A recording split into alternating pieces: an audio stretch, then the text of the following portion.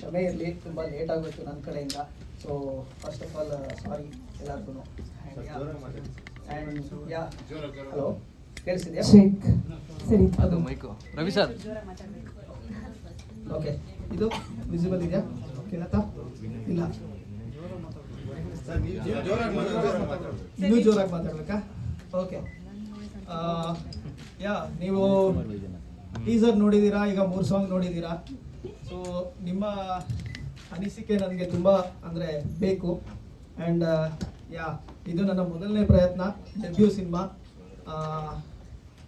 13 ವರ್ಷಗಳ ನಂತರ ನಾನು ಸಿನಿಮಾ ರಂಗದಲ್ಲಿ ಡೈರೆಕ್ಷನ್ ಡಿಪಾರ್ಟ್ಮೆಂಟಲ್ಲಿ ಕೆಲಸ ಮಾಡಿಕೊಂಡು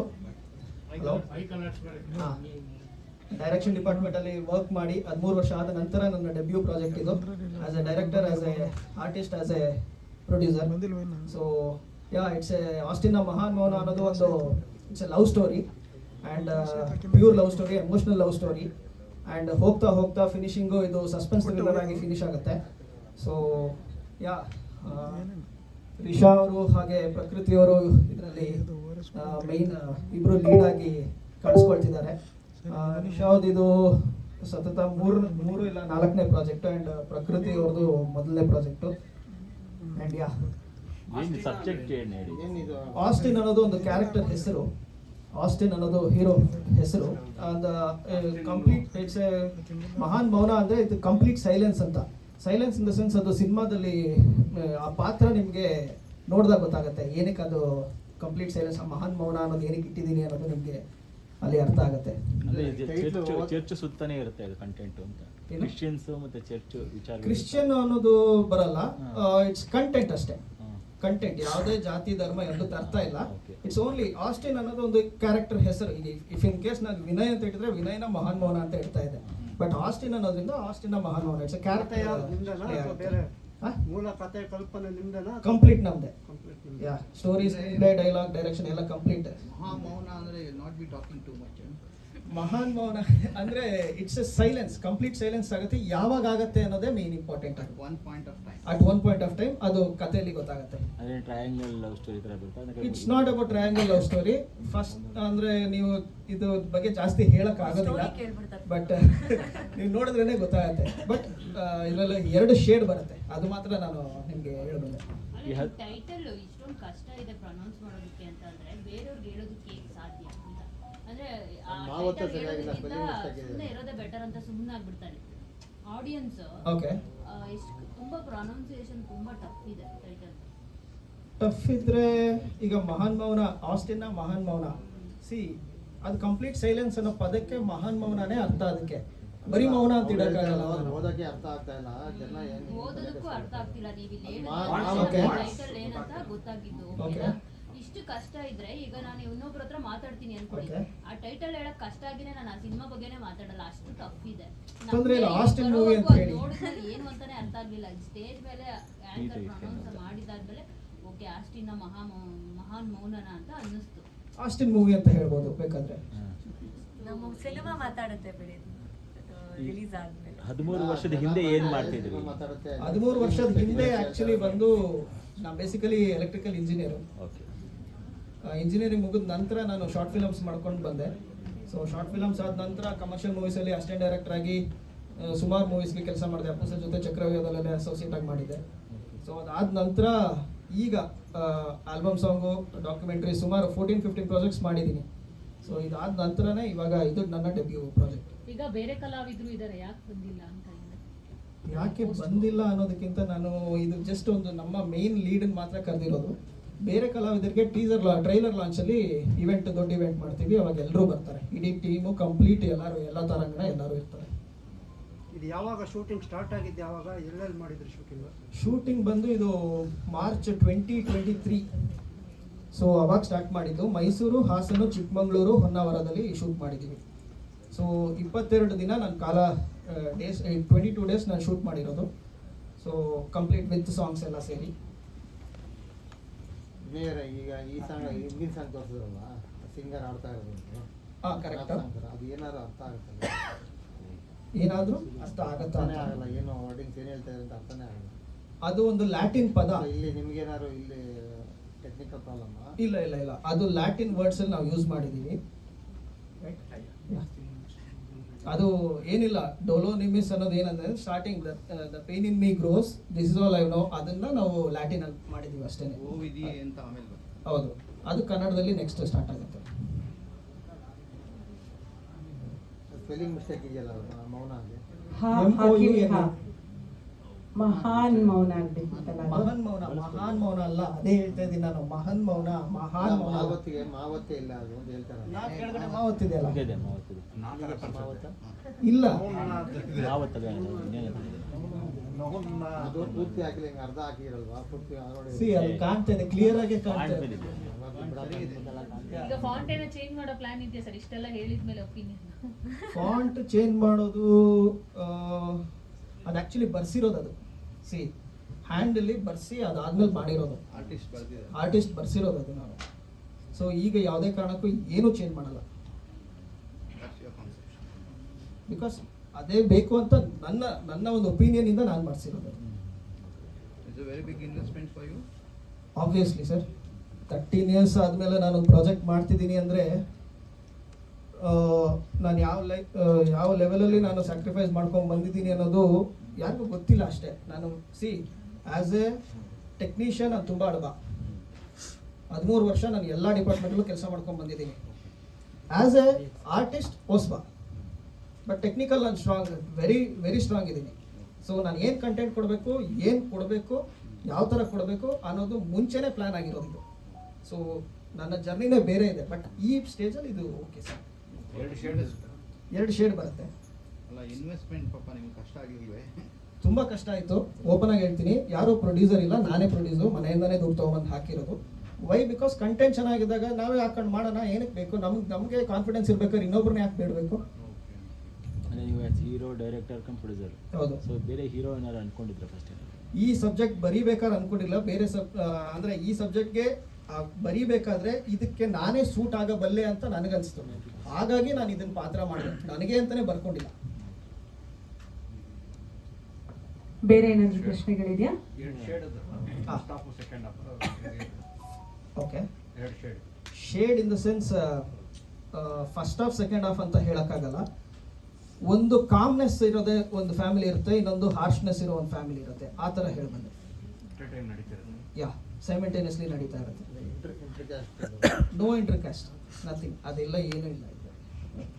ಅಷ್ಟು ಕ್ಯೂರಿಯಾಸಿಟಿ ಇವಾಗಲೇ ಮೂಡ್ತಾ ಇದೆ ನೋಡಿ.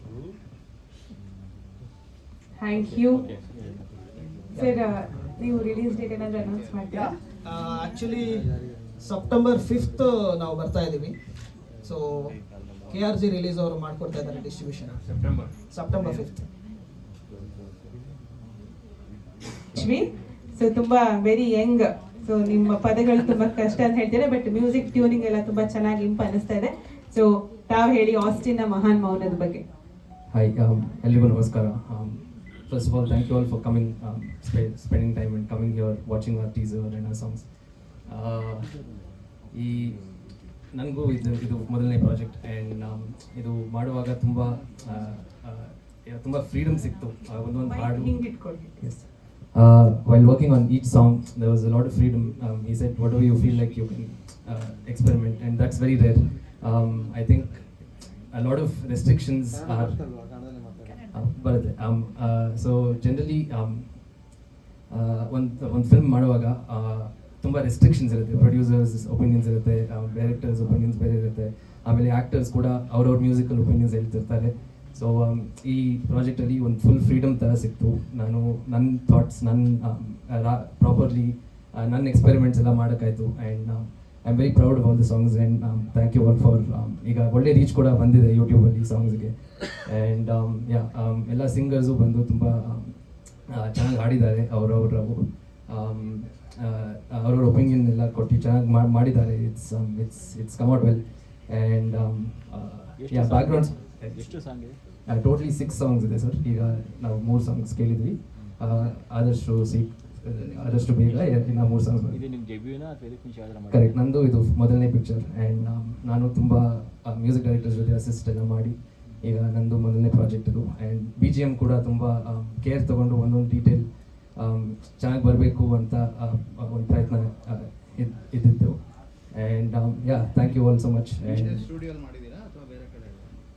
ಸೊ ರೆಕಾರ್ಡಿಂಗ್ಸ್ ಎಲ್ಲ ಆಡಿಯೋಕ್ರಾಫ್ಟ್ ಸ್ಟುಡಿಯೋಸ್ ಎಲ್ಲ ಇತ್ತು, HSR. ಎಷ್ಟು ಸಮಯ ತಗೊಂಡ್ರಿ ಮಾಡೋದಕ್ಕೆಲ್ಲ?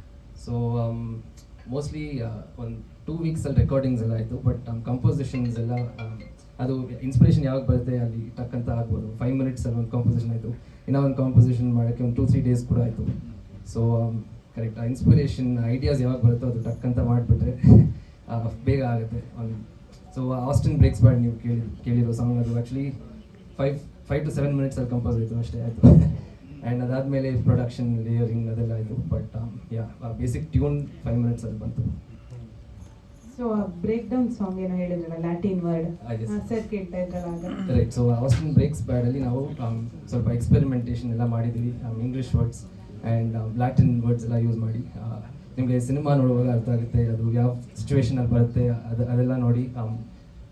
ಯಾ, ಸೊ ಬೇಸಿಕಲಿ ಡಾಲರ್ ನಿಮಿಸ್ ಅಂದರೆ ಈಸ್ ಅದು ಹೇಳ್ಬೋದಾ ಇಲ್ವಾ ಗೊತ್ತಿಲ್ಲ, ಬಟ್ ಅದು ನೀವು ನೋಡಿದ್ರೆ ನಿಮಗೆ ಅರ್ಥ ಆಗುತ್ತೆ. ಬಟ್ ಎಸ್, ಆಸ್ ಈ ಸೆಟ್ ಅದು ಫಸ್ಟ್ ಇಂಗ್ಲೀಷಲ್ಲಿ ಬರುತ್ತೆ, the pain in me grows, ಅದೇ ಟ್ರಾನ್ಸ್ಲೇಟ್ ಮಾಡಿ ಒಂದು ಚೂರ್ ವೇರಿಯೇಷನ್ ಕೂಡ ಇದೆ. ಬಟ್ ಅದು ನೀವು ಸಿನಿಮಾ ನೋಡುವಾಗ ನಿಮ್ಗೆ ಅರ್ಥ ಆಗುತ್ತೆ. ಆ್ಯಂಡ್ ಎಸ್, ಸೆನ್ಸರ್ ಆಗಿತ್ತು ಸಿನಿಮಾ ಸದ್ಯದಲ್ಲೇ ಆಗುತ್ತೆ ಈ ವೀಕಲ್ಲಿ, ಈ ವೀಕಲ್ಲಿ. ಈ weekend. Thank you, wish we all the best. So 2 ಹಾಡುಗಳನ್ನ ನೋಡಿದ್ವಿ, ಟೀಸರ್ ನೋಡಿದ್ವಿ ತಮ್ಮನ್ನ. ಸೊ ಏನ್ ಹೇಳ್ತೀರಿ ಆಸ್ಟಿನ್ನ ಮಹಾನ್ ಮೌನದ ಬಗ್ಗೆ? ಎಲ್ಲರಿಗೂ ನಮಸ್ಕಾರ. ನನ್ನ ವಾಯ್ಸ್ ಇಷ್ಟ ಇರೋದು ಹೊಟ್ಟೋಗ್ಬಿಟ್ಟಿದೆ, ಕೇಳಿಸ್ತಾ ಇದ್ರೆ ವೆಲ್ ಆ್ಯಂಡ್ ಫೈನ್. ನಾನು ಬೇಸಿಕಲಿ ಥಿಯೇಟರ್ ಆರ್ಟಿಸ್ಟ್.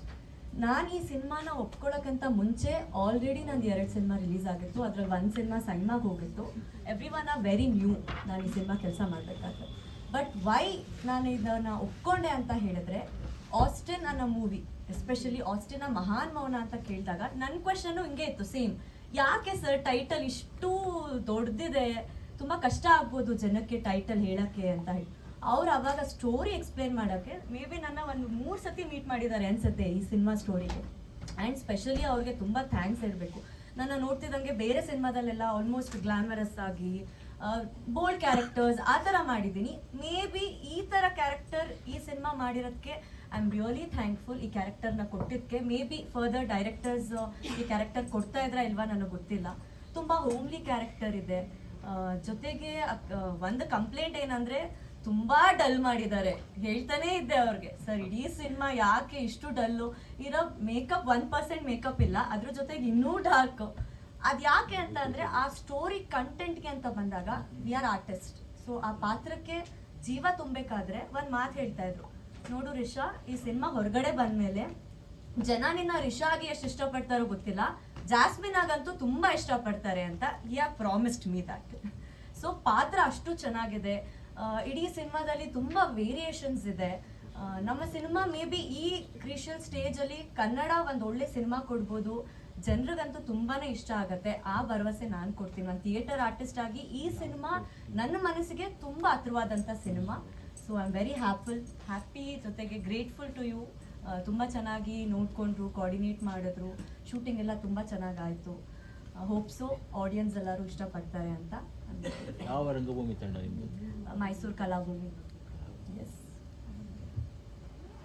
ಬೇರೆ ಏನಾದರೂ ಪ್ರಶ್ನೆಗಳಿದೆಯಾ ಮಾಧ್ಯಮದವ್ರದ್ದು? ಇದು ಎಷ್ಟನೇ ಸಿನಿಮಾ ನಿಮ್ಮದು? ಇದು ನನ್ನ 3ನೇ cinema. Thank you so much Risha, all the very best. ನಿಮ್ಮ ಸಿನಿಮಾಗೆ ಒಳ್ಳೇದಾಗಲಿ, ಗುಡ್ ಲಕ್ ಟು ಯು. ಪ್ರಕೃತಿ, ಕಿರುತೆರೆ ಅತ್ಯಂತ ಪರಿಚಿತ ಮುಖ ತಮ್ಮದು. ಗೊತ್ತಾಗೋಯ್ತಾ? ಮೊದಲ ಸಿನಿಮಾ ಆಸ್ಟಿನ್ನ ಮಹಾನ್ ಮೌನ, ಎಷ್ಟು ಎಕ್ಸೈಟ್ಮೆಂಟ್ ಇದೆ, ಏನು ಹೇಳ್ತೀರಿ ಸಿನಿಮಾ ಬಗ್ಗೆ? ಎಕ್ಸೈಟ್ಮೆಂಟ್ಗಿಂತ ಐ ಥಿಂಕ್ ನನಗೆ ಗಾಬರಿ ಜಾಸ್ತಿ. ಜನದ ಮುಂದೆ ನಾನು ಮಾತಾಡ್ತಿರೋದು ಅಂದರೆ ಖುಷಿಯಾಗಿ ಮಾತಾಡ್ತೀನಿ. ಇವತ್ತು ಯಾಕೋ ಜೀವ ಡಗ್ ಅಂತಿದೆ ನೀವೆಲ್ಲರೂ ಮುಂದೆ ಮಾತಾಡೋಕ್ಕೆ. ಬಟ್ ತುಂಬ ಖುಷಿ ಆಯಿತು ನೀವೆಲ್ಲರೂ ಇವತ್ತು ಬಂದಿದ್ದಕ್ಕೆ. ನಮ್ಮ ಕಡೆಯಿಂದ ಲೇಟ್ ಆಯಿತು, ಐ ಆಮ್ ವೆರಿ ಸಾರಿ, ಟೀಮಿಂದ ನೀವು ಕಾಯ್ಬೇಕಾಯ್ತು ಅಂತ. But I hope it's going well. ನಮ್ಮದು 3 ಸಾಂಗ್ ನೋಡಿದ್ರಿ ನೀವು. ನಿಮ್ಮನ್ನು ನಾನು ಕೇಳಬೇಕಾಗಿದೆ, ಸಾಂಗ್ ನಿಮಗೆ ಹೇಗೆ ಅನ್ನಿಸ್ತು, ಇಷ್ಟ ಆಯ್ತಾ? ಮೆಲೋಡಿಯಸ್ ಆಗಿದೆ 2 ಹಾಡು. Thank you. ಇನ್ನೊಂದು ಹಾಡು ಜನಗಳಿಗೆ ಅರ್ಥ ಆಗಿಲ್ಲ. ಮೇನ್ ಥಿಂಗ್ ಏನಂದ್ರೆ ಆ ಕಾನ್ಸೆಪ್ಟ್ ಮಾಡಿರೋದೇ ಲಾಸ್ಟ್ ಕ್ಲೈಮ್ಯಾಕ್ಸ್ ಅಲ್ಲಿ ಬರೋದು. ಸೊ ಹಾಗಾಗಿ ನಾನು ಲಿರಿಕಲ್ ವಿಡಿಯೋ ಆಗಿ ಮಾಡಿದ್ದು. ಸೊ ಸಿನಿಮಾ ನಂತರ ಕ್ಲೈಮ್ಯಾಕ್ಸ್ ಅಲ್ಲಿ ಗೊತ್ತಾಗುತ್ತೆ. ಏನು ನಿಮ್ಮ ಪಾತ್ರ ಏನಾಗಿರುತ್ತೆ? ಪ್ರಕೃತಿ, ಇದು ಟೀಸರಲ್ಲೇ ಗೊತ್ತಾಗುತ್ತೆ. ನನ್ನ ಪಾತ್ರ ಬಂದು ಡಾಕ್ಟರ್ ಅಂತ. ಸೊ ಹೆಂಗೆ ಹೇಳಿ ಪಾತ್ರದ ಬಗ್ಗೆ. ನಿಮ್ ಕ್ಯಾರೆಕ್ಟರ್ ಹೆಸರೇನು? ಕ್ಯಾರೆಕ್ಟರ್ ಹೆಸರು ಲೀಶಾ ಫರ್ನಾಂಡಿಸ್ ಅಂತ. ತುಂಬಾ ಇಂಟ್ರೆಸ್ಟಿಂಗ್ ಕ್ಯಾರೆಕ್ಟರ್ ಅಂತ ಹೇಳ್ತೀನಿ, ಬಿಕಾಸ್ ಈ ಕ್ಯಾರೆಕ್ಟರ್ನ ಸರ್ ತುಂಬಾ ಚೆನ್ನಾಗಿ ಬರ್ದಿದ್ದಾರೆ. ಅವಳಿಗೆ ತುಂಬಾ ಪೊಟೆನ್ಷಿಯಲ್ ಇದೆ ಅನ್ನಿಸ್ತು. ಆ್ಯಂಡ್ ಈ ಸಿನಿಮಾದಲ್ಲಿ ನಾನು ಮತ್ತೆ ರಿಷಾ ಇಬ್ರು ಇರೋದ್ರಿಂದ ಸ್ವಲ್ಪ ಸ್ಕ್ರೀನ್ ಟೈಮ್ ಶೇರ್ ಆಗುತ್ತೆ. ಆದರೂ ಕೂಡ I feel in spite of that ಕ್ಯಾರೆಕ್ಟರಲ್ಲಿ ತುಂಬ ಪವರ್ ಇದೆ, ಪೊಟೆನ್ಷಿಯಲ್ ಇದೆ ಅಂತಲೇ ನಾನು ಇದನ್ನು ಒಪ್ಕೊಂಡಿದ್ದು. ನನಗೆ ತುಂಬ ಖುಷಿ ಏನಂದರೆ ಸರ್ರು ಎಷ್ಟು ಹೊಸಬ್ರಿಗೆ ಈ ಒಂದು ಸಿನಿಮಾ ಮೂಲಕ ಚಾನ್ಸ್ ಕೊಟ್ಟಿದ್ದಾರೆ ಅಂತ.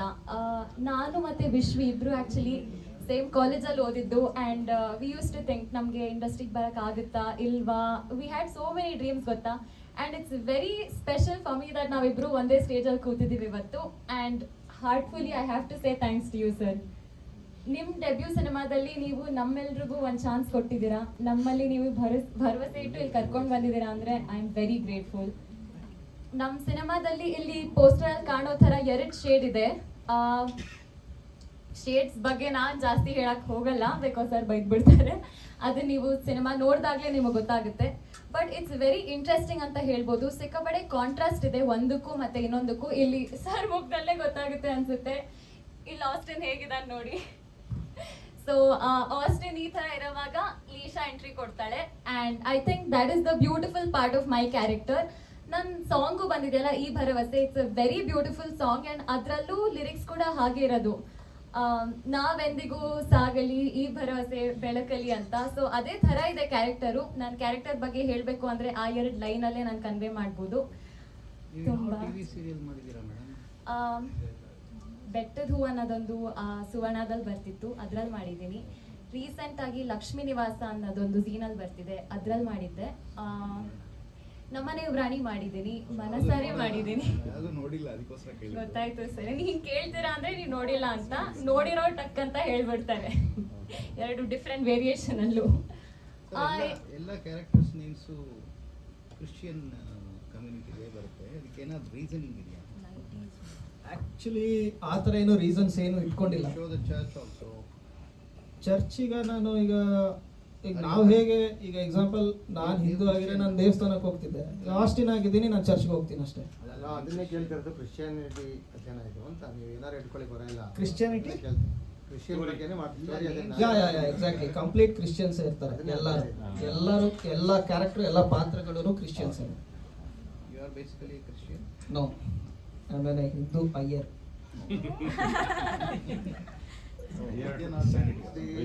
ರಿಯಲ್ ಇನ್ಸಿಡೆಂಟ್ ಯಾವ್ದಾರ ಕತೆ ಇಲ್ಲ ಸರ್, ನಾನೇ ಬರೆದಿರೋ ಕತೆ ಇದು. ಎಲ್ಲೂ ರಿಯಲ್ ಇನ್ಸಿಡೆಂಟ್ ಆಗಿರ್ಬೋದು ಒಂದು ಲೈನ್ ಎಲ್ಲಿಂದ ನಾವು ತೊಗೊಂಡಿರೋದು ಯಾವುದೂ ಅಲ್ಲ. ಒಂದು ಲೈನ್ ಹೇಳ್ಕೊಂಡು ನಮ್ಮ